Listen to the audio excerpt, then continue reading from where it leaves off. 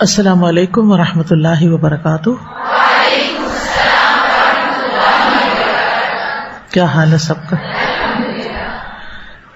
نحمدہ ونصلی علی رسولہ الکریم، اما بعد فاعوذ باللہ من الشیطان الرجیم، بسم اللہ الرحمن الرحیم۔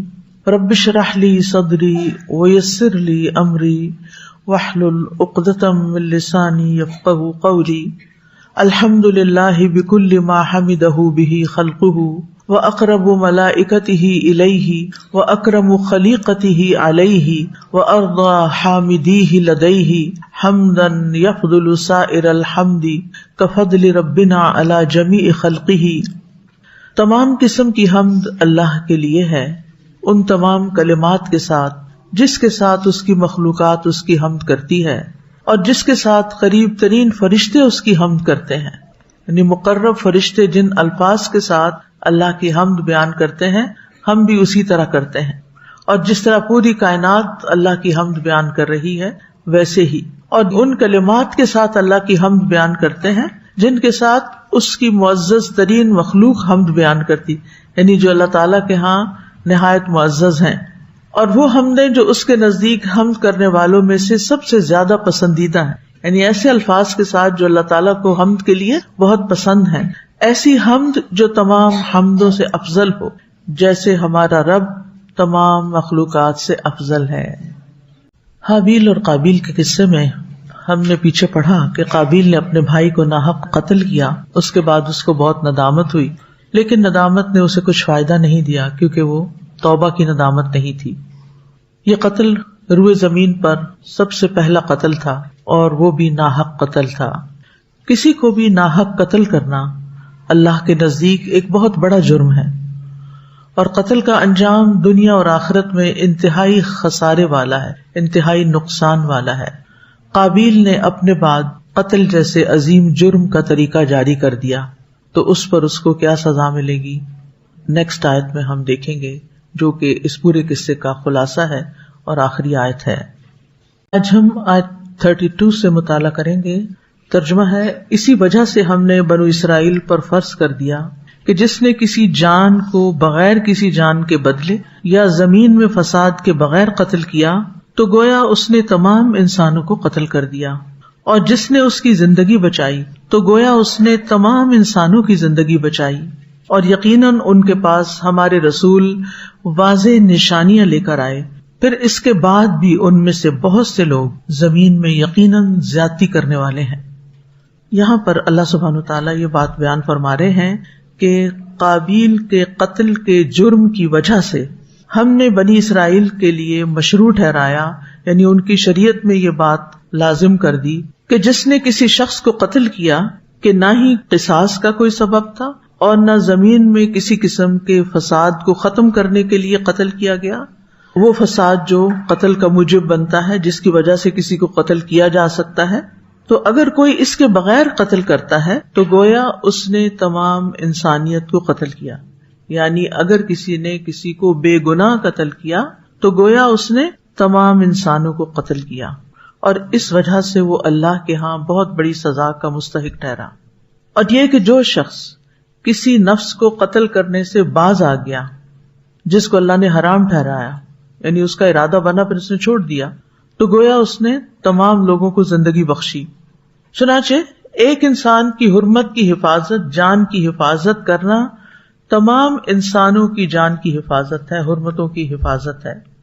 اور پھر آخر میں یہ بات کی گئی کہ بنی اسرائیل کے پاس ہمارے رسول ایسے دلائل، ایسے براہین لائے جو اس کے صحیح ہونے پر دلالت کرتے تھے، جس کی طرف وہ لوگوں کو بلاتے تھے، دعوت دیتے تھے، یعنی ود دلیل وہ لوگوں کو انوائٹ کرتے تھے، جیسا کہ ایمان کی دعوت یا پھر ان احکامات کی دعوت جو اللہ تعالیٰ نے ان پر فرض کیے تھے۔ لیکن بنی اسرائیل کا جواب کیا تھا یا ان کا رویہ کیا ہوا کہ رسولوں کے آنے کے بعد، نشانیاں دیکھنے کے بعد، دلائل جان لینے کے بعد بھی لوگ اللہ کی حدود سے تجاوز کرتے تھے اور اللہ تعالیٰ کی طرف سے حرام کردہ چیزوں کا ارتکاب کرتے تھے اور اللہ تعالیٰ کے احکامات کو چھوڑ دیتے تھے، حدیں پھلانگتے تھے۔ آج آپ دیکھیے امت مسلمہ کا حال کیا ہے کہ قرآن مجید کے پڑھنے کے باوجود، مسلمان معاشرے میں رہنے کے باوجود، سارے دلائل معلوم ہونے کے باوجود بھی لوگ بعض اوقات اللہ کی حدوں کو پھلانگتے ہیں، اللہ کی نافرمانیاں کرتے ہیں، اور یہ چیز اللہ تعالیٰ کی غضب کو دعوت دینے والی ہے۔ تو تھوڑی سی مزید تفصیل کی طرف ہم جاتے ہیں۔ من اجل ذالک، اس وجہ سے، کون سی وجہ سے؟ ذالک کا اشارہ کس طرف ہے؟ قابیل کے اپنے بھائی حابیل کو حسد اور ظلم سے ناحق قتل کرنے کی وجہ سے جو خرابیاں پیدا ہوتی ہیں، اس بنا پر کتبنا علی بنی اسرائیل، ہم نے بنی اسرائیل پر یہ حکم فرض کر دیا۔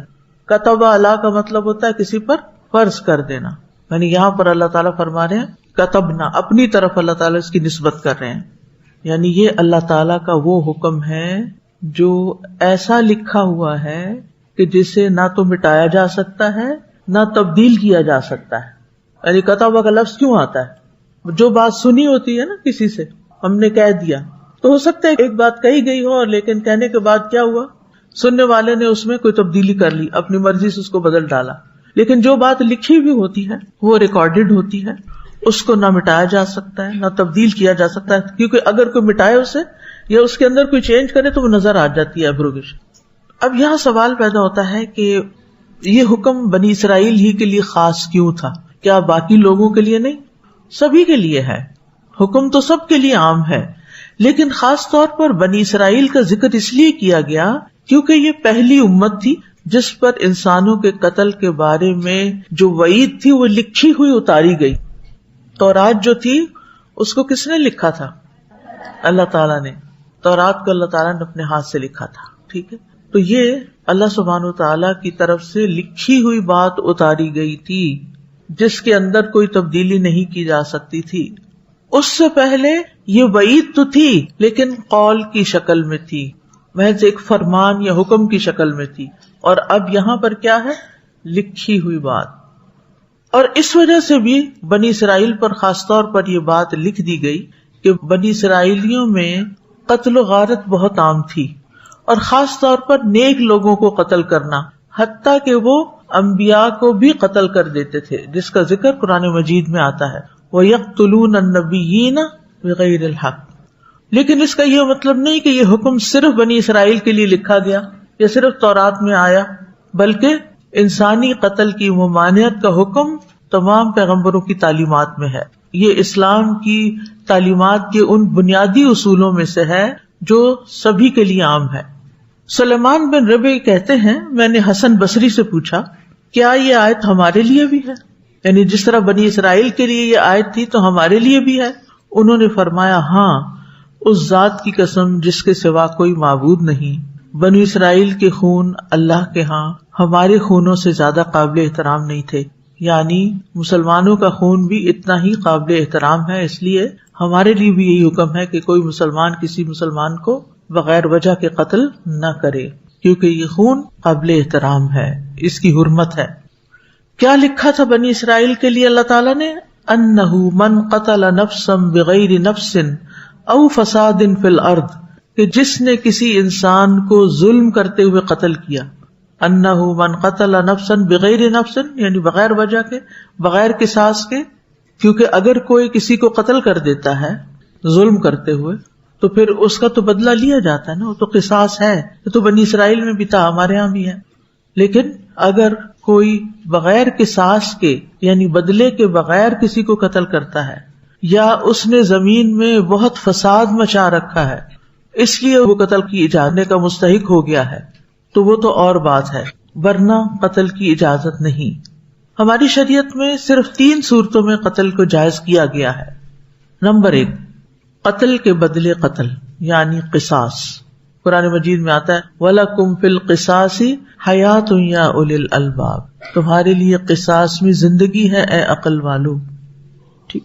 دوسرے، شادی شدہ مرد یا عورت اگر زنا کرے تو حد قائم کرنے کی صورت میں انہیں رجم کر کے مار ڈالنا، یعنی شادی شدہ مرد یا عورت اگر زنا کرے تو حد قائم کرنے کے لیے انہیں رجم کر کے مار ڈالنا۔ رجم تو معلوم ہے نا آپ کو، پتھروں سے جو مارا جاتا ہے۔ نمبر 3، ارتداد کے جرم میں قتل کرنا، یعنی اگر کوئی مرتد ہو جائے تو پہلے اس کو نصیحت کی جائے گی، توبہ کی طرف بلایا جائے گا لیکن اگر وہ نہیں مانے گا تو پھر اسلامی حکومت میں اس کا حکم کیا ہے کہ اس کو قتل کر دیا جائے. اس کے علاوہ وہ صورت ہے جس کا آیت میں ذکر کیا گیا کہ زمین میں فساد کرنے والے کو قتل کر دیا جائے، جیسے کہ سورۃ المائدہ آیت 33 میں بھی آتا ہے انما جزاء الذین یحاربون اللہ ورسولہ ویسعون فی الارض فسادا ان یقتلوا او یصلبوا او تقطع ایدیہم وارجلہم من خلاف او ينفوا من الارض ذلک لہم خزی فی الدنیا وَلَهُمْ فِي الْآخِرَةِ عَذَابٌ عَظِيمٌ. ان لوگوں کی جزا جو اللہ اور اس کے رسول سے جنگ کرتے ہیں اور زمین میں فساد کی کوشش کرتے ہیں، یہی ہے کہ انہیں بری طرح قتل کیا جائے یا انہیں بری طرح سولی لٹکا دیا جائے. یقتلوا یعنی صرف یقتلوا نہیں آیا، اسی لیے بری طرح کا لفظ ایڈ کیا جا رہا ترجمے میں. یا ان کے ہاتھ اور پاؤں مختلف سمتوں سے بری طرح کاٹے جائیں، یعنی دایاں ہاتھ اور بایاں پاؤں، یا انہیں اس سرزمین سے نکال دیا جائے. یہ ان کے لیے دنیا میں رسوائی ہے اور ان کے لیے آخرت میں بہت بڑا عذاب ہے، کیونکہ جو لوگ فساد کرنے والے ہیں وہ امن عامہ برباد کرتے ہیں اور پھر لوگوں کے لیے زندگی خوف سے بھر جاتی ہے، جینا دوبر ہو جاتا ہے، کاروبار رک جاتے ہیں، یعنی بے پناہ مصائب لوگوں کی زندگی میں کھڑے ہو جاتے ہیں. لہٰذا ایسا فتنہ فساد کرنے والوں کی سزا بھی بہت سخت بتائی گئی ہے. او فساد فی الارض کا معنی کیا ہے؟ او فساد فی الارض یعنی بغیر نفس، اس پر معطوف ہے، یعنی کسی شخص کو بغیر اس کے کہ زمین میں فساد برپا کیا جائے اس کو قتل کرنا جائز نہیں، یعنی فساد ہوگا تو پھر ہی جواز بنتا ہے. اب فساد فی الارض میں کیا کیا چیزیں شامل ہیں، یعنی کس کو فساد کہا جائے گا؟ یعنی بچے جو شرارت کر رہے ہوتے ہیں، مثلا کبھی ایسا بھی ہوتا ہے نا کہ آپ نے کپڑے دھو کے رکھے ہوئے ہوتے ہیں، تاروں پہ ڈالے ہوئے ہوتے ہیں، وہ سارے جا کے اتار کے نیچے پھینک دیتے ہیں زمین پہ مٹی وغیرہ، اور وہ گیلے بھی ہوتے ہیں، تب وہ تو فساد ہی گئے. تو آپ کیا کہتے ہیں، آپ یہ کیا فساد مچا رکھا ہے؟ تو کیا یہ ایسا فساد ہے کہ جس کے اوپر کوئی اتنی بڑی سزا ہوگی؟ اس میں علماء کہتے ہیں کہ زمین میں فساد اللہ اور اس کے رسول کے ساتھ جنگ کرنا اور ڈاکہ ڈالنے کی صورت میں ہوتا ہے، جس میں مسافروں کو خوف زدہ کیا جاتا ہے. یعنی جنگ کے اندر تو جو جنگ کرنے آئے گا دفاع میں اس کو قتل کیا جائے گا. اور دوسرا کیا ہے کہ مثلاً جیسے کئی دفعہ ایسے ہوتا ہے نا، یہاں سے آپ ٹریول کرتے ہیں کراچی کی طرف، تو راستے میں بعض اوقات بسیں روک کر جو ڈاکو ہوتے ہیں وہ بس کے اندر گھس آتے ہیں اور دروازے بند کر لیتے ہیں، کسی کو باہر نکلنے کی اجازت نہیں ہوتی، خوف زدہ کرتے ہیں، ہراس کرتے ہیں، اور سب مسافروں سے کہتے ہیں کہ جو کچھ ان کے پاس کیش ہے یا جو بھی ہے وہ نکال دیں. یہ ڈاکہ ہوتا ہے نا، دن دہاڑے یا رات کے وقت اچانک کسی پہ حملہ آور. یہ بھی ایسے ہی نا جیسے کوئی دشمن حملہ آور ہو گیا، تو اس سے خوف و ہراس بھی پھیلتا ہے اور لوگوں کی جان مال عزت سبھی لٹ جاتی. اور بعض اوقات آپ نے دیکھا ہوگا کہ لوگ اسلحے کے بلبوتے پر رائفل دکھا کے گاڑی روکتے ہیں اور کیا کرتے ہیں، لوگوں کے موبائل چھین لیتے ہیں، زیور وغیرہ خواتین کے چھین لیتے ہیں. تو یہ لوگ بھی زمین میں فساد پھیلانے والے ہوتے ہیں. اس میں آپ دیکھیے کہ بعض اوقات لوگ بڑے عجیب و غریب طریقے اختیار کرتے ہیں. کچھ عرصہ پہلے کسی نے بتایا کہ وہ سڑک پہ واک کر رہی تھی تو اتنے میں ایک گاڑی آ کے رکی، تو وہ کہنے لگے کہ ہمارے پاس ہسبینڈ وائف تھے گاڑی میں، تو ونڈو کی طرف عورت بیٹھی ہوئی تھی اور یہ بھی اسی سائڈ پہ جا رہی تھی، تو آواز دے کے ان کو کہتی ہے کہ ادھر آئیں، میرے پاس آپ کے لیے گفٹ ہے. اچھا، اس کا مطلب کیا تھا کہ جب یہ گفٹ لینے کے لیے ہاتھ بڑھائیں گی تو ان کے ہاتھ میں جو چوڑیاں نظر آ رہی ہیں وہ پکڑ کے اتار لیں گے. یعنی اس طرح کے حربے بھی کرتے ہیں، اور اس میں صرف مرد ہی، خواتین بھی شامل ہو جاتی ہیں. تو وہ کہتی ہے کہ میں نے ان سے کہا کہ نہیں شکریہ، میں نہ آپ کو جانتی ہوں نہ مجھے آپ سے گفٹ لینا ہے، کیونکہ بہت سے لوگ لالچ میں آ جاتے ہیں نا اور لینے کے دینے پڑ جاتے ہیں. اب کون سا فساد اس آیت کے حکم میں نہیں آئے گا؟ یعنی عام طور پہ چھوٹے موٹے فساد، لڑائی جھگڑے جس سے زمین میں بدامنی نہیں پھیلتی. مثلا اگر کسی نے کسی کی کوئی چیز جلا دی، کوئی درخت جلا دیا، اس کے کپڑے جلا دیے، تو ہے تو فساد، لیکن اس کے بدلے قتل نہیں کیا جائے گا. یعنی چھوٹے موٹے پیمانے پر، جیسے ہمارے ملک میں کب جلائی جاتی ہیں چیزیں؟ احتجاج کرتے ہیں. پولیٹیکل پارٹیز کا اختلاف ہوتا ہے، ان کے اگر کسی لیڈر کو گرفتار کر لیا جائے تو غریب لوگوں کی موٹر سائیکلیں جلا دی جاتی ہیں. اب یہ ہے کہ یہ بھی معمولی جرم نہیں ہے کہ غلطی کسی کی ہے اور سزا کسی اور کو مل رہی ہے. اسی طرح بعض اوقات عالمی سطح پر کوئی مسلمانوں کے خلاف ایسی چیز آتی ہے، رسول اللہ صلی اللہ علیہ وسلم کے خلاف کوئی بات کہی جاتی ہے یا کی جاتی ہے، تو اس میں لوگ کیا کرتے ہیں، اپنے ہی ملک کے دکانوں کے اور مکانوں کے شیشے توڑ دیتے ہیں اور چیزیں تباہ کر دیتے ہیں. تو یہ بھی فساد کی ایک قسم ہے. تو اس میں انہیں خود نہیں وہ چاہیے ہوتی، وہ اپنے لیے نہیں چھین رہے ہوتے یا لے رہے ہوتے، بلکہ صرف وہ تباہی پھیلا رہے ہوتے ہیں. فَكَأَنَّمَا قَتَلَ النَّاسَ جَمِيعًا، گویا کہ اس نے سارے انسانوں کو قتل کر دیا. یعنی جو شخص بغیر وجہ کے مارا جائے تو مارنے والا ایسا ہے گویا اس نے تمام انسانیت کو مار ڈالا. اب اس کا کیا مطلب ہے کہ سارے انسانوں کو مار دینا، یعنی ایک انسان کا قتل پوری جنس انسانیت کے قتل کی طرح ہے. ایک اس کا مطلب یہ بنتا ہے کہ ایک بے گناہ شخص کے قتل کو جو حلال سمجھتا ہے گویا وہ تمام انسانوں کو قتل کر ڈالتا ہے، کیونکہ ایک انسان نہیں، یہاں انسان سے مراد یعنی پوری جنس ہے. جیسے ہم کہتے ہیں کہ جو ایک رسول کو جھٹلاتا ہے وہ دراصل تمام رسولوں کو جھٹلا دیتا ہے. لہٰذا جو کسی بے گناہ انسان کے خون کو حلال سمجھتے ہوئے قتل کرتا ہے اس کی یہی حیثیت ہے، گویا وہ پوری انسانیت کا قاتل ہے. دوسرا معنی کہ جو شخص ایسے شخص کو قتل کرے جس سے قتل کا فتنہ کھڑا ہو جائے، جیسے کسی قبیلے کے حکمران کو یا سردار کو قتل کرنا. اب کیا ہوگا اگر کسی ملک کا کوئی لیڈر مار دے یا کسی قبیلے کا کوئی سردار مار دے یا کسی اہم پوزیشن پر کوئی شخص مار دیا جائے تو پھر کیا ہوتا ہے، اس کے نتیجے میں فتنہ بھڑک اٹھتا ہے اور لوگ آپس میں ایک دوسرے کا خون بہانے لگتے ہیں. تو یہ ایسا ہی ہے کہ جس نے ایک انسان کو قتل کیا یعنی کسی حکمران کو قتل کیا گویا اس نے پوری انسانیت کو قتل کر دیا، کیونکہ اس نے عام لوگوں کے اندر فتنہ فساد بھڑکا دیا. تیسری بات یہ کہ ایک کا قتل ہو یا زیادہ لوگوں کا قتل ہو، قصاص میں فرق نہیں آتا. یعنی یہ بھی ایک معنی بیان کیا گیا ہے. مطلب یہ ہے کہ ایک شخص کا قتل گویا تمام انسانوں کا قتل ہے، کیونکہ جب وہ ایک شخص کو قتل کرے گا تو صرف اسی کو قتل کیا جائے گا، اور اگر وہ 10 لوگوں کو قتل کرے گا پھر بھی اسی ایک کو قتل کیا جائے گا، اور اگر تمام لوگوں کو قتل کرے گا تو بھی صرف اسی ایک کو قتل کیا جائے گا. مطلب یہ ہے کہ ایسا شخص قتل کے حکم سے خارج نہیں ہوگا، خواہ وہ ایک کو قتل کرے یا تمام لوگوں کو قتل کرے یا ان میں سے کچھ کو قتل کرے. تو مطلب یہ ہے کہ قتل بالقصاص کا جو قاتل ہے اس کی سزا میں کوئی فرق نہیں ہے، خواہ وہ ایک کو قتل کر کے آئے یا 2 یا 4 یا 10 20 یا سبھی کو. چوتھا معنی یہ ہے کہ ایک کا قتل ہو یا زیادہ لوگوں کا قتل قاتل کے لیے آخرت میں بہت بڑی سزا ہے. کیسے؟ یعنی کہ جس نے ایک شخص کو قتل کیا گویا اس نے تمام انسانیت کو قتل کر دیا، تو اس کا بدلہ کیا ہوگا؟ جہنم کی سزا ہوگی، چاہے وہ ایک کو قتل کرے یا زیادہ کو قتل کرے. یعنی ایک کا قتل سب کے قتل کے برابر ہے، یہ مطلب ہے ایک شخص کا قتل is equal to everybody's قتل، کہ ایک کو قتل کر کے بھی جہنم میں جائے گا اور 1,00,000 کو بھی قتل کر کے اسی جہنم میں جائے گا. کیونکہ سورۃ النساء میں آتا ہے کہ قاتل کا بدلہ کیا ہے؟ جہنم خالدا فیہا وغضب اللہ علیہ ولعنہ واعد له عذابا عظیما. وہ جہنم ہے، اس میں ہمیشہ رہنے والا ہے اور اللہ اس پر غصے ہو گیا اور اس نے اس پر لعنت کی اور اس کے لیے بہت بڑا عذاب تیار کیا. یہ سارے معنی تو علماء نے کیے ہیں، یعنی صرف اس لیے کہ آپ گہرائی میں جا کے دیکھیں کہ تفسیر کیسے کی جاتی ہے، کس کس اینگل سے چیزوں کو سمجھا جاتا ہے. لیکن جو پہلا معنی ہے وہی زیادہ واضح ہے اور یہی افضل ہے، راجح ہے. وہ کیا ہے؟ جو ایک قتل کرتا ہے گویا اس نے انسانی جان کی حرمت پامال کر دی. تو ایک انسان کی جان کی حرمت ایسی ہے جیسے سارے انسانوں کی جان کی حرمت. اس کو آپ یوں دیکھیے، تسبیح دیکھیے، کبھی پڑھی ہے؟ کبھی روز پڑھتے ہیں یا کبھی کبھی روز پڑھتے ہیں؟ آج کل تو نکل ہی آئی ہوگی.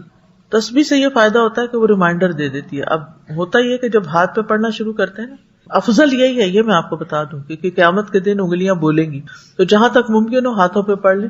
لیکن چھوٹی گنتی ہاتھوں پہ ٹھیک رہتی ہے، 33 بار تک وغیرہ. لیکن جو ہی آپ 100 کا کرنے لگتے ہیں تو کنفیوژن ہو جاتی ہے انگلیوں پہ پڑھتے پڑھتے. پھر یہ بھی ہوتا ہے کہ بیچ میں بچہ آ کے کوئی بات کر لے، کوئی کام پڑ جائے، تسبیح روکنی پڑے، پھر آ کے بھول جاتے ہیں پتہ نہیں کتنا. تو وہ جو صبح شام 100 دفعہ سبحان اللہ و بحمدی، جس کے پڑھنے کا بہت بڑا اجر ہے کہ سمندر کی جھاگ برابر بھی گناہ ہو تو معاف ہو جاتے ہیں. اور ویسے بھی یہ کہ سبحوہ بکرۃ و عشیہ، تو صبح اور شام اللہ کی تسبیح خاص طور پہ کرنی چاہیے. یہ پرندوں کی بھی تسبیح کا وقت ہوتا ہے. اگر آپ کے گھر میں کوئی بڑا درخت ہے یا پرندے کہیں قریب میں ہوتے ہیں تو آپ نے دیکھا ہوگا کہ سورج نکلنے سے پہلے خاص طور پر تسبیح کر رہے ہوتے ہیں اور غروب سے پہلے خوب تسبیح کر رہے ہوتے ہیں. تو اس وقت تسبیح ضرور کیا کیجیے. باقی اذکار بھی کرنے ہوتے ہیں. تو وہ جو کاؤنٹر ہوتا ہے اس سے پھر 100 دفعہ کاؤنٹ کرنا آسان ہو جاتا ہے. تو وہ ایک ٹول ہے. بعض لوگ اس کو بدعت قرار دیتے ہیں. میں اس سے اگری نہیں کرتی کیونکہ یہ ایک ٹول کے طور پر یا ایک ڈیوائس کے طور پر ایک چیز کا استعمال ہے. جیسے کسی بھی کام کو کرنے کے مثلاً آپ قرآن مجید اب مصحف سے پڑھنے کی بجائے کس سے پڑھتے ہیں؟ موبائل سے پڑھتے ہیں. تو کیا موبائل سے پڑھنا بدعت ہے؟ موبائل کیا ہے؟ ڈیوائس ہے. ڈیوائس ہے نا. تو آپ ڈیوائس استعمال کر رہے ہیں اسی مقصد کے لیے. مقصد آپ کا قرآن پڑھنا ہے لیکن آپ ایک چیز سے دوسری پہ شفٹ ہو گئے. کوئی حرج نہیں.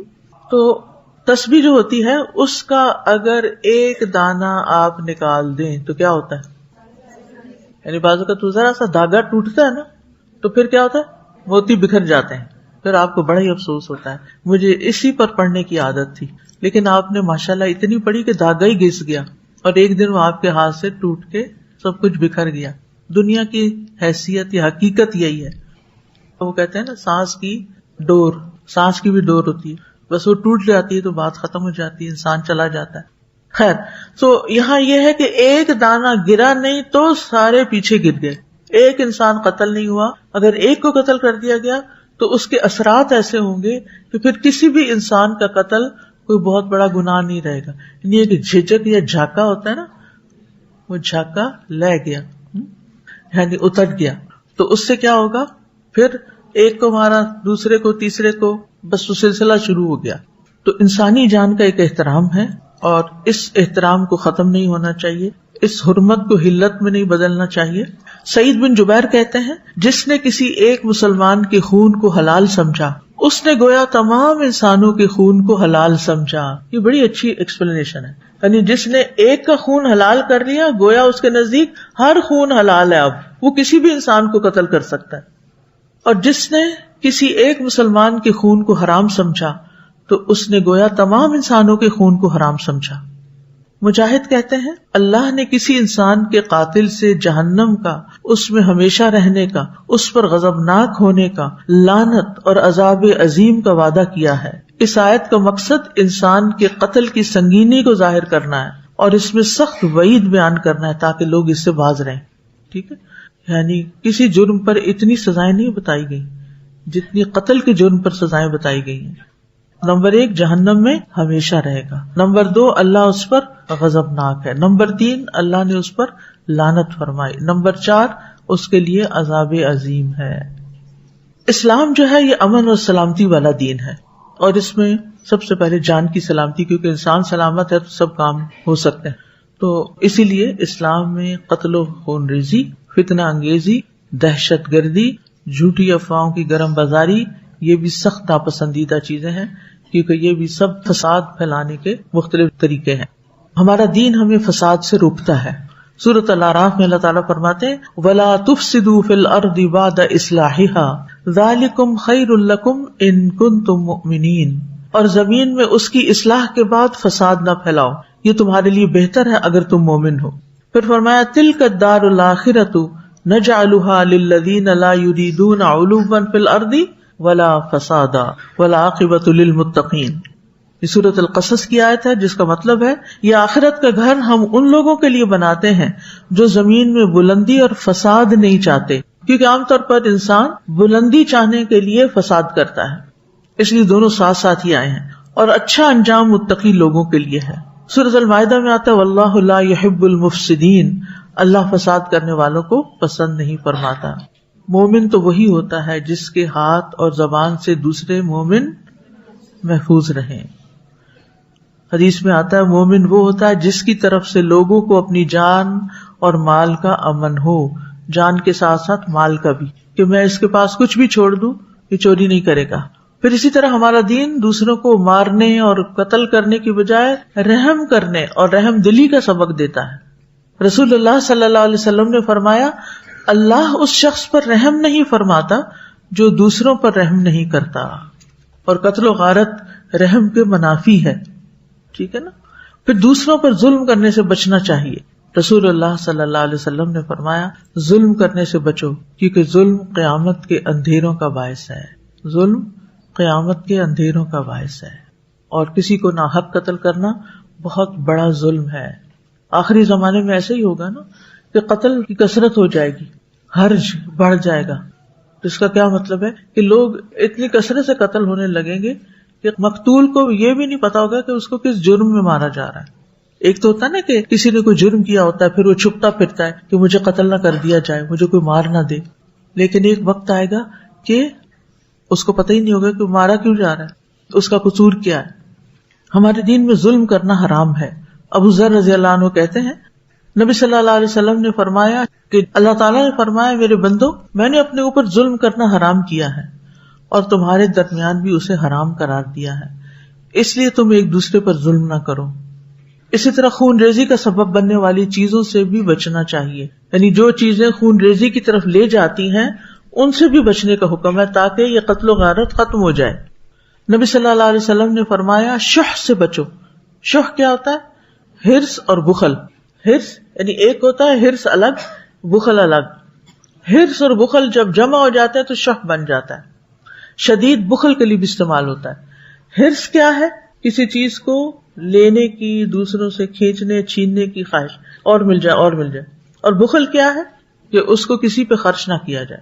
کتنی بدترین صفت ہے یہ پھر، کہ انسان اپنے لیے تو ہر طرح کی خیر چاہتا ہے لیکن جو خیر اس کے پاس ہے وہ کسی کو دینا نہیں چاہتا، اس میں وہ بخل کرتا ہے. تو شح جو ہے یہ عام بخل سے بڑھ کر ہے.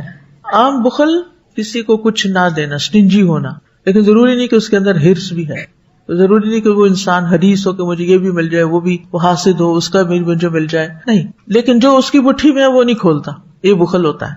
اور شح جو ہے اس میں دوسروں کا کھینچنے اور چھیننے کی خواہش اور اپنا کسی کو نہ دینے کی. تو جس معاشرے کے اندر یہ بڑھ جاتا ہے وہاں قتل و غارت ہو جاتی ہے.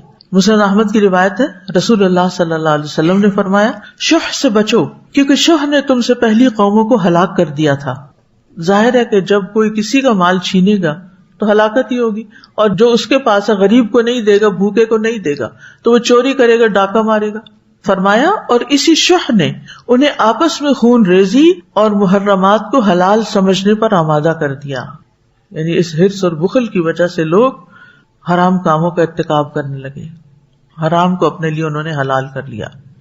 تو من اجل ذالک کتبنا علی بنی اسرائیل، اس کی کافی وضاحت ہم کر چکے ہیں لیکن چند باتیں مزید بھی، کہ بنی اسرائیل کے اوپر یہ حکم کیوں لکھ دیا گیا کہ جس نے ایک جان کو قتل کیا اس نے گویا تمام انسانوں کو قتل کیا، کیونکہ بنی اسرائیل میں یہ خرابی بہت آگے تک جا چکی تھی. اگرچہ یہ حکم دیگر اقوام کو بھی ان کے پیغمبروں کے ذریعے دیا جا چکا تھا، لیکن بنی اسرائیل کو خاص طور پر دیا گیا کیونکہ وہ تو انبیاء کو بھی نہیں چھوڑتے تھے اور انصاف کا حکم دینے والوں کو بھی قتل کر دیتے تھے. تو جب ان میں قتل بڑھ گیا اور قتل کو ہلکا سمجھنے لگے تو اللہ تعالیٰ نے ان کی سزا بھی شدید کر دی.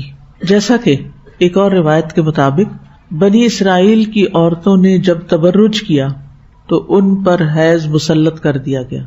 اب آپ سوچ رہے ہوں گے کہ حیض تو حضرت حوا کے زمانے سے چلا آ رہا ہے، تو بنی اسرائیل کی عورتوں پر کیسے مسلط کر دیا گیا؟ اور یہ تبرج کی سزا تھی. جیسے بنی اسرائیل کے لیے قتل کی سزا کیا بتائی گی، اتنا بڑا جرم کہ گویا ساری انسانیت کو قتل، یعنی حکم میں شدت کا اظہار. تو حیض تو حضرت حوا کے زمانے سے تھا. نبی صلی اللہ علیہ وسلم نے فرمایا حضرت عائشہ کو جب حج کے موقع پر ان کو حیض آ گیا تھا تو آپ نے کیا فرمایا کہ یہ اللہ نے آدم کی بیٹیوں پر لکھ دیا ہے. تو بنی اسرائیل کی عورتوں پر حیض مسلط کر دینے سے کیا مراد ہے؟ حیض مسلط کر دے، کچھ سمجھ آ رہی؟ حیض جاری کر دیا گیا نہیں کہا گیا، حیض مسلط کر دیا گیا. علماء اس کی توضیح کو یوں کرتے ہیں کہ عمومی طور پر خواتین کے اندر حیض کی مدت 6-7 دن ہوتی ہے، کچھ کے لیے اس سے کم، کچھ کے لیے تھوڑی بہت اس سے زیادہ. مگر بنی اسرائیل کی عورتوں کو 15-15 16 دن حیض آتا تھا، یعنی اس کی مدت طویل کر دی گئی. اور اس میں وہ بہت جوش بھی مارتا تھا، یعنی ایک طرح سے بطور عقوبت بطور سزا. جیسے کہ پہلے بھی ہم ذکر کر چکے ہیں نا کہ غلط کام کرنا یا نہ کرنا اس کا انسان کو اختیار دیا گیا ہے، لیکن جب وہ غلط کام اپنی چوائس کے ساتھ اپنی مرضی کے ساتھ کر لیتا ہے تو پھر اس کا جو نتیجہ ہے وہ اس کے ہاتھ میں نہیں رہتا. اللہ تعالیٰ چاہے تو دنیا میں بھی کوئی سزا دے دے، وہ چاہے تو اس کو آخرت کے لیے مؤخر کر دے. بنی اسرائیل پر قرآن مجید کی روح سے کوئی اور سزا مسلط کی گئی تھی. کچھ یاد ہے آپ کو سورۃ البقرہ پڑھنے والوں کو؟ ان کو کیا بنا دیا گیا تھا اور کیا بنا دیا گیا اور ان پر کیا کی گئی؟ لعنت کی گئی. اور یہ سب کچھ یہاں بھی من اجل ذالک ہے نا، وہاں بھی کیا فرمایا؟ ذالک جزیناہم ببغیہم، ان پر کچھ کھانے حرام کیے گئے تھے جو باقی امتوں میں حلال تھے. یاد رکھیے جب کوئی قوم اجتماعی طور پر کسی برائی کا ارتکاب کرنے لگتی ہے تو پھر اللہ سبحانہ وتعالیٰ کی طرف سے مختلف طرح کی سزائیں بھی آتی ہیں. ہمیں افراد کے بارے میں پن پوائنٹ کر کے یہ نہیں کہنا چاہیے کہ اس لڑکی کو یہ بیماری ہے لہٰذا اس کی وجہ یہ ہے کہ اس نے کوئی یہ کام کیا ہوگا، کوئی غلط کام کیا ہوگا. اس سے پرہیز کریں. عمومی حکم ہے ہر ایک کو آئینہ میں اپنے آپ کو دیکھ لینا چاہیے. تو اس دنیا میں بھی مکافات عمل ہوتا ہے. بعض اوقات ہم سمجھتے ہیں کہ ہم جو جی چاہے کریں، کچھ نہیں ہوتا، میں سب کو مزہ چکھا دوں گی، میرا کوئی کچھ نہیں بگاڑ سکتا. جب اللہ تعالیٰ ڈھیل دیتا جاتا ہے تو ہم گناہوں پہ دلیر ہوتے جاتے ہیں، دلیر ہوتے جاتے، کیا فرق پڑتا. لیکن جب پکڑ آتی ہے دنیا میں تو پھر ہم کہتے ہیں ہماری کوئی دعا سنی نہیں جا رہی، ہماری کوئی دعا قبول نہیں ہو رہی. تو اس کا حل کیا بتایا گیا؟ پھر کیا کرو کہ دعائیں قبول ہونے لگیں. پھر کیا بتایا گیا کہ کیا پڑھو کہ اللہ تعالیٰ بارشیں برسائے، مال دے استغفار، اولاد دے استغفار. ہر گناہ کا ایک اثر ضرور ہوتا ہے، کہیں اور ہو یا نہ ہو، سب سے پہلے انسان کے اپنے دل کے اوپر ہوتا ہے. کیا ہوتا ہے دل پر؟ سیاہ نقطہ لگتا ہے نا. توبہ کر لیں، استغفار کر لیں تو کیا ہوتا ہے؟ صفائی ہو جاتی ہے. اور اگر توبہ نہیں کرتے تو کیا ہوتا ہے؟ ایک گناہ کے بعد ایک اور گناہ کا دروازہ کھل جاتا ہے، انسان ادھر داخل ہو جاتا ہے، اس کے بعد ایک اور پھر شر پھیلتا ہی چلا جاتا ہے، خرابیاں پھیلتی چلی جاتی ہیں. اور بعض اوقات انسان اس دنیا میں کسی نہ کسی حوالے سے اس کا نتیجہ دیکھ لیتا ہے. کچھ لوگوں کو تو سمجھ آ جاتا ہے، جن کے دل روشن ہوتے ہیں نا، جو توبہ کر لیتے ہیں، روشن ہو جاتے ہیں دل، ان کو سمجھ آ جاتی ہے کہ یہ جو میرے ساتھ ہو رہا ہے نا، یہ میرے فلاں گناہ یا غلطی کی وجہ سے ہو رہا ہے، یہ میری اپنی زیادتی کی وجہ سے ہو رہا ہے. اسی لیے عموماً پریشانی کے موقع پہ کیا پڑھا جاتا ہے؟ لا الہ الا انت سبحانک انی کنت من الظالمین. خاص طور پر جو چیزیں انسان کے غم، فکر، پریشانی میں اضافے کا باعث بنے. کذالک ننجی المؤمنین.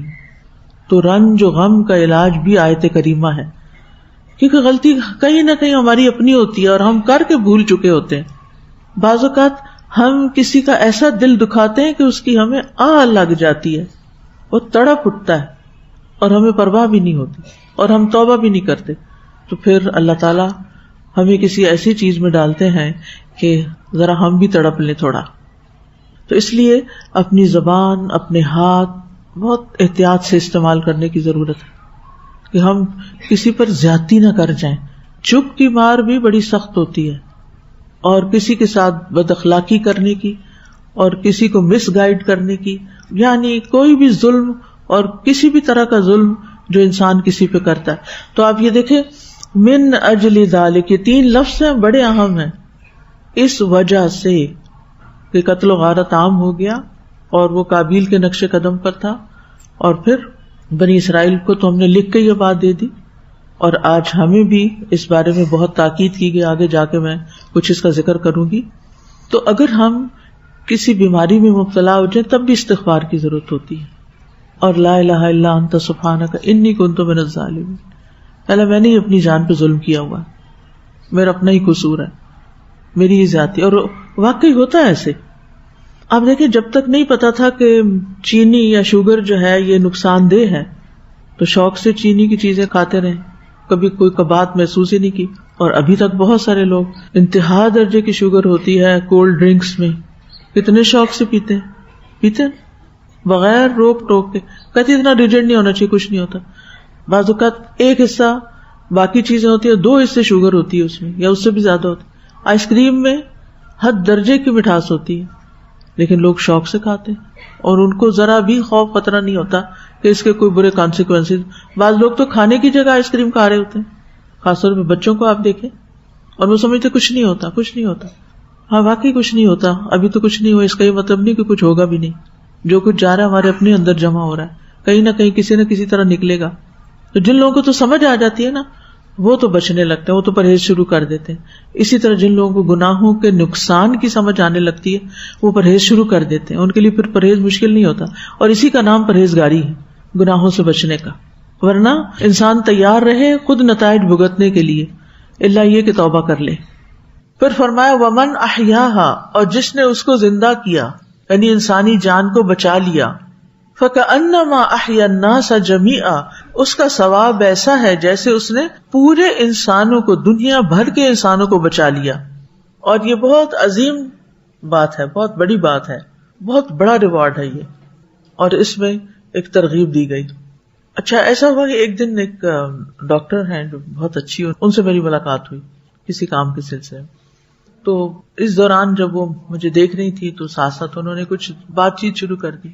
تو کہنے لگی مجھے اپنی ان دوستوں پر بہت رشک آتا ہے کہ جو ڈاکٹری چھوڑ کر قرآن پڑھنے پڑھانے میں لگی ہوئی ہیں.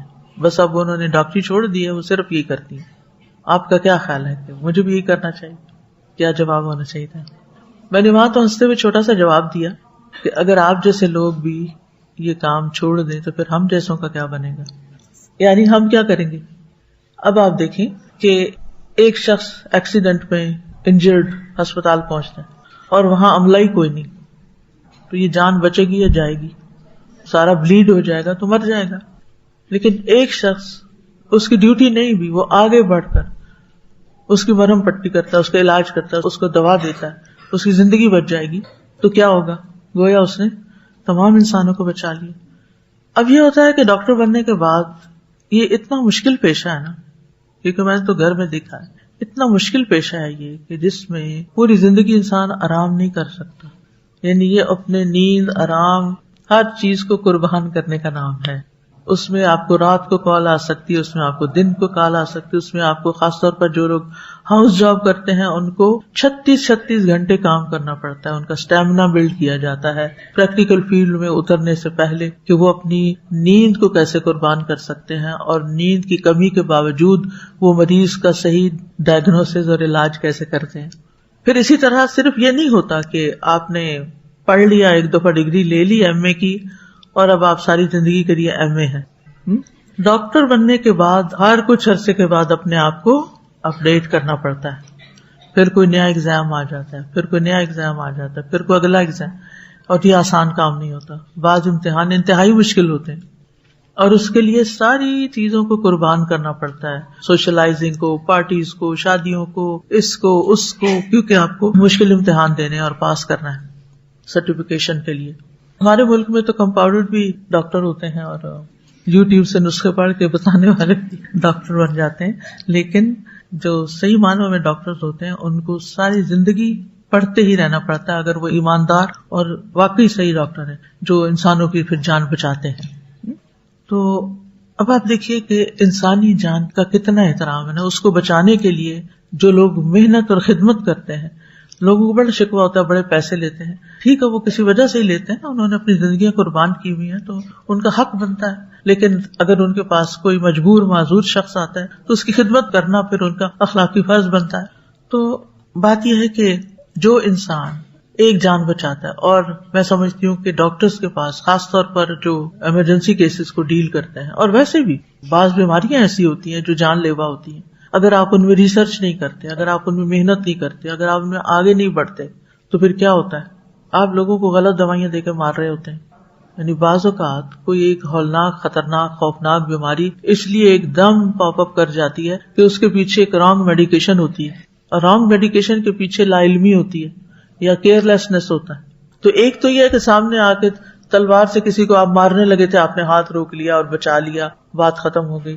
یا ایکسیڈنٹ ہونے لگا تھا تو آپ نے اپنے آپ کو ادھر ادھر موڑ لیا اور جان بچا لی، وہ ایک الگ چیز ہے، یا ڈاکٹر ہونے کے ناطے آپ نے جان بچا لی.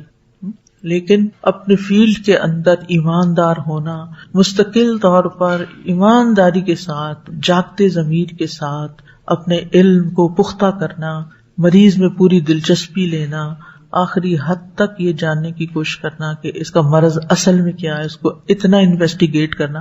بعض کوئی مریض بھی تنگ پڑ جاتا ہے، لیکن اتنا انویسٹیگیٹ کرنا کہ اصل چیز سامنے آئے اور اس کے بعد پھر کچھ پرسکرائب کیا جائے اور پھر مریض صحت یاب ہو جائے.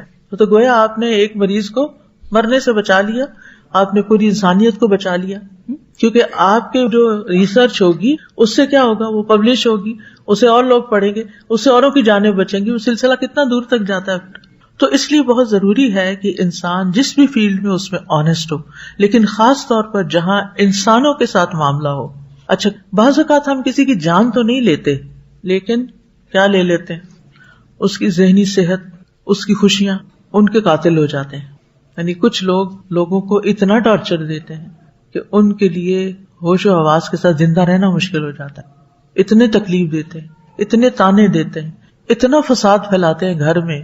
بعض اوقات جیسے ساس بہو کے جھگڑے ہوتے ہیں گھروں کے اندر، تو اس میں ایک فریق دوسرے کے ساتھ اتنی زیادتی کرتا ہے کہ یا ماں کو گھر سے نکال دیا جاتا ہے یا بہو کو گھر سے نکال دیا جاتا ہے، اور ظلم کی انتہا ہوتی ہے. اور اس میں نہ صرف یہ کہ ساس ظلم کر رہی ہوتی ہے، شوہر بھی ماں کے ساتھ مل کے ظلم شروع کر دیتا ہے، کیونکہ وہ بیوی کی نسبت ماں کے زیادہ قریب ہوتا ہے. ان اینی کیس یعنی اللہ نے ماؤں کی ایک محبت رکھی، اور کچھ بچوں کے اندر کچھ زیادہ ہی ہوتی ہے، کلنگی ہوتے، تو مائیں صحیح کریں یا غلط کریں ان کو ماں کی ہر بات صحیح نظر آتی ہے. تو ایسے میں وہ دوسروں کے جذبات کا قتل کر دیتے ہیں، خون کر دیتے ہیں، اور دوسروں کے ساتھ ظلم اور زیادتی کرتے ہیں. تو اس میں بھی انسان کو توجہ کرنے کی ضرورت ہے. اگرچہ یہ اس کے مطابق نہیں، لیکن اس سے ایک اخذ شدہ بات آ رہی ہے کہ قتل خون کا ہو، جان کا ہو، جسم کا ہو، یا قتل جذبات کا ہو، یا کسی کے حقوق کا ہو، یہ ساری چیزیں ظلم میں شمار ہوتی ہیں. اور اگر آپ کسی کو سپورٹ دیتے ہیں، کسی کی کاؤنسلنگ کرتے ہیں، کسی کو بیک ٹو لائف لے آتے ہیں، کسی کو جو بہت ڈپریشن میں جا رہا تھا اس کو باہر نکال کے اس کو کسی کام کا بنا دیتے ہیں، تو یہ بہت بڑی خدمت ہے، بہت بڑا کام ہے. تو اس لیے لوگوں کے چھوٹے چھوٹے مسائل سن لینا، لوگوں کی الجھنوں کو دور کر دینا، ان کے کنفیوژن دور کر دینا، ان کی زندگیوں میں خوشی بھر دینا، ان کو تھوڑی سی کمپنی دے دینا، اور خاص طور پر بوڑھے لوگ جو تنہائی کا شکار ہو جاتے ہیں، یہ بہت بڑے نیکی کے کام ہیں جن کی طرف سے عام طور پر ہم غافل ہوتے ہیں اور ہم بور ہونے لگتے ہیں. کیونکہ آپ کو پتا ہے، ہنستے کھیلتے لوگوں کے ساتھ اٹھنا بیٹھنا سبھی کو اچھا لگتا ہے. بیماروں کے ساتھ رہنا کس کو پسند ہے؟ وہ تو کہتے ہیں کب ہماری جان چھوٹے، یہ تو ہماری جان پہ بن گئی. یعنی بعض اوقات کوئی بچہ یا اکلوتا بچہ ماں باپ کی اتنی خدمت کر رہا ہوتا ہے. اور میرا یہ فرسٹ ہینڈ ایکسپیرینس ہے کہ بعض اوقات ایسے لوگوں کو دیکھ کے جب میں رش کرتی ہوں اور اگر میں ان کو دعا دیتی ہوں یا ان سے کہتی ہوں کہ آپ اس وقت زمین کا سب سے بڑا نیکی کا کام کر رہے ہیں، تو بعض اوقات ان کے ریئیکشن بڑے عجیب ہوتے ہیں. یعنی وہ اس پر شکر ادا کرنے کی بجائے الٹا کہتے ہیں کہ اللہ ایسی آزمائش میں تو کسی کو نہ ڈالے. یعنی مجھے کچھ لوگوں کے منہ سے اس سے ملتے جلتے جملے سننے پڑے کہ جو ماں باپ کی خدمت سے اور بوڑھے ماں باپ کی خدمت سے اور ان کے آخری وقت کی خدمت سے اتنے تنگ آئے ہوئے تھے کہ انہوں نے اس کا اظہار بھی کر دیا.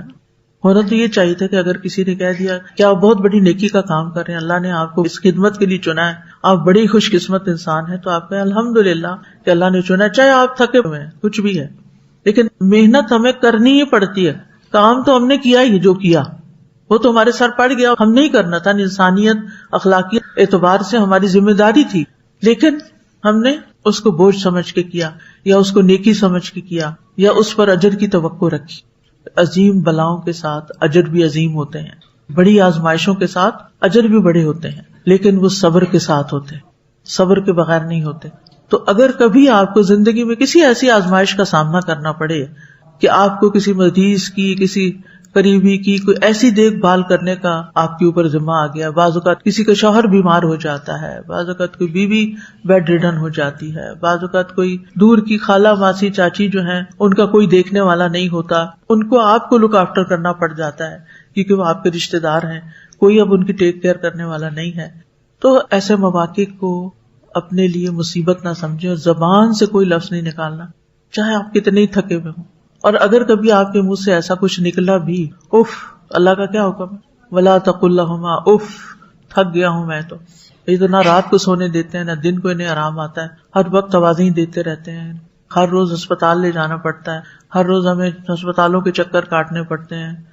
اس طرح کی باتیں بھی نہیں کرنی چاہے ہو رہا ہو یہ سب کچھ، بلکہ الحمدللہ، اللہ تیرا شکر ہے، اللہ تو توفیق دے، اللہ تو مجھے ہمت دے، اللہ تو نے ڈالا ہے تو تو ہی نبھانے کی توفیق دے. کیونکہ جو اس مشکل میں پڑ جاتے ہیں وہ بیچارے پھر کہاں جائیں؟ کیا ان کو مار دیا جائے؟ نہیں. اسی طرح کچھ لوگ معذور ہوتے ہیں، بعض لوگ معذوروں کے ساتھ بھی کام نہیں کرنا چاہتے کیونکہ ان سے دیکھا نہیں جاتا. بعض اوقات مینٹلی ڈسیبل ہوتے ہیں لوگ، وہ ایسی حرکتیں کرتے ہیں کہ جس میں بعض اوقات ان کے جسم سے غلاظت تو ان کے ساتھ چمٹی ہوئی ہوتی ہے کہ ان کو نہیں پتا کہاں پیشاب کرنا ہے. پیریڈز لڑکیوں کو آئے ہوئے ہیں تو وہ جسم میں ایسا ہو رہا ہے، ان کو سنبھالنا بھی، وہ آگے سے اگریسو ہو جاتے ہیں، بات نہیں سنتے، سمجھتے نہیں. لیکن یہ انسان ہے، انسانیت کا ایک احترام ہے، ان کی بھی خدمت اور ان کے لیے بھی کام. مگر افسوس کے ساتھ کہنا پڑتا ہے کہ اس فیلڈ میں مسلمان بہت پیچھے ہیں. اگر ان سارے فیلڈ میں دیکھیں، کوڑی کو کبھی سنا نام؟ کوڑی کیا ہوتا ہے؟ کوڑی، کوڑ کا ایک مرض ہوتا ہے، یعنی ایسے زخم ہو جاتے ہیں جس میں ہاتھ پاؤں جھڑنے لگتے ہیں نا، بہت مشکل کام ہوتا ہے. اور گھر والوں کے لیے بھی وہ مصیبت ہوتے ہیں اور کوئی ان کے لیے آسرا ٹھکانا نہیں ہوتا. تو آپ کو پتا ہے کہ پاکستان میں اس کا ہاسپٹل ایک جرمن نے آ کے بنایا تھا، اور اسی طرح بہت سے معذوروں کے. تو کرسچن مشنریز اس میں بہت آگے ہیں اس طرح کے کام کرنے میں. بہرحال تو ایسے انسانوں کو اگر کوئی لک آفٹر نہیں کرے گا تو وہ مر جائیں گے. نہ وہ خود کھا سکتے ہیں، نہ پی سکتے ہیں، نہ اپنی نجاست صاف کر سکتے ہیں. ان کو انسانوں کی مدد کی ضرورت ہے، گویا آپ ان کے لیے زندگی کا سامان ہے. تو جو شخص کسی بھی ایسے فیلڈ میں کام کرے جو نفس پہ بہت بھاری ہے اور جو بہت مشکل ترین کام ہے، چاہے وہ گھر کے اندر ماں باپ کی خدمت ہے یا کسی معذور بچے کی یا پھر کسی ہسپتال میں یا کسی بھی جگہ پر، تو اس کے لیے اجر عظیم کا وعدہ ہے. کیونکہ قتل کرنے والے کے لیے عذاب عظیم کا وعدہ ہے، تو اس کے برعکس پھر جو یعنی زندگی بچائے گا اس کے لیے پھر اجر عظیم انشاءاللہ ہوگا. یہاں یہ بات کر رہی تھی کہ جو لوگ بوڑھوں کو دیکھ رہے ہوتے ہیں یا کسی بیمار کو یا کسی مشکل حالات میں ہوتے ہیں، دیگر رشتہ داروں اور دوستوں کا کام ہے انہیں سپورٹ دیں، انہیں تھوڑی سی بریک دیں، ان کی مدد کریں تاکہ ان کے لیے یہ کام آسان ہو. انہیں فار گرانٹیڈ نہ لیں کہ یہ نیکی کما رہے ہیں تو نیکی کماتے رہیں. ومن احیاها فکأنما احیا الناس جميعا وآخر دعوانا ان الحمد للہ رب العالمین. سبحانک اللہم وبحمدک اشہد ان لا الہ الا انت استغفرک واتوب الیک. السلام علیکم ورحمۃ اللہ وبرکاتہ.